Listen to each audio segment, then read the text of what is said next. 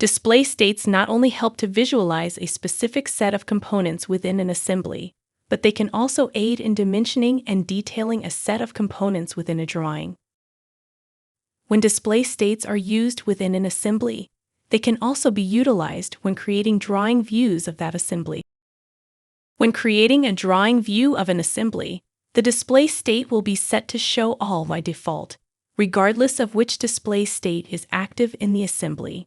To choose a display state when inserting a drawing view, click Insert View, then the Insert button, and switch to the Assembly tab to select any assemblies within the document.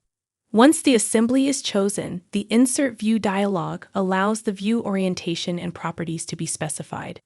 Choose the desired display state from the Display State dropdown.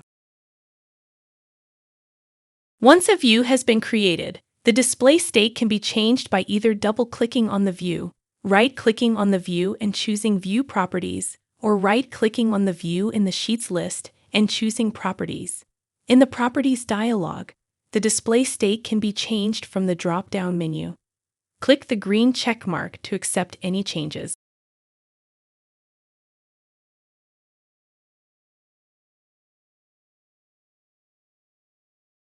If a view has been created from a display state, and that display state changes within the assembly, the drawing must be updated to reflect those changes.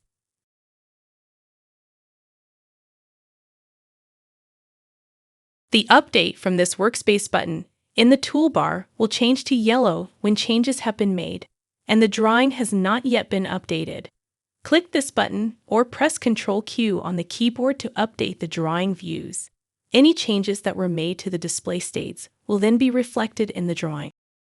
By making use of display states, various subsets of components can be depicted more easily and can be dimensioned and detailed within drawing views as well. The ability to update these to reflect any changes made within the assembly gives additional flexibility when creating assembly drawings.